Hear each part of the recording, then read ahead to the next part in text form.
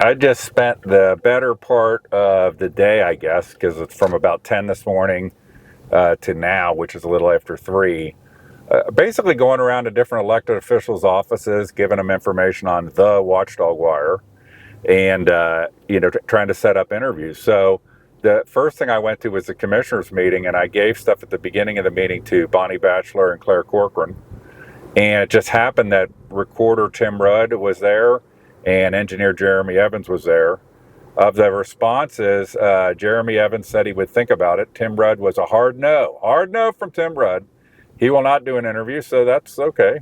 It's not going to work out for him, I don't think, because I think the reason why the watchdog wire is starting, the era of unaccountable swamp crony politicians that won't take questions is over. Okay, and Tim doesn't apparently get the memo.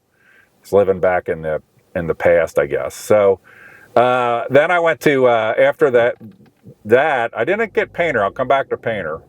And I went over to the prosecutor's office, asked if Mark DeCalvi was there, and apparently he was there because they came back and told me that Mark DeCalvi won't talk to me.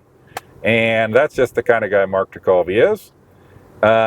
Over in the county building, Jeannie Zoomerly came up to talk to me, and she said she would think about it. And the biggest positive surprise was Linda Fraley came and talked to me, and she told me that she would set it up.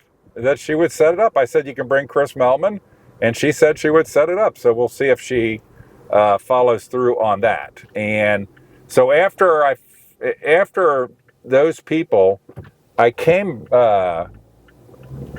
went back to the commissioners meeting, and they were in executive session, and they got out, and I'd given Bonnie and Claire stuff prior to the commissioners meeting started, and David I didn't, and so I gave it to him then at the end of their meeting, and then he informed me that he's not allowed to interview with me because I filed a criminal offense report relating to him not handing over public records to me.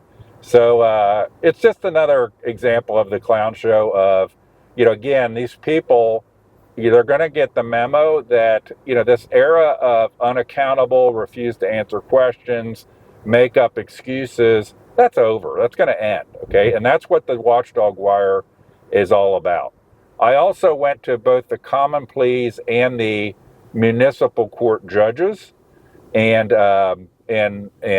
dropped stuff off. I didn't talk with them. I dropped stuff off for each of them.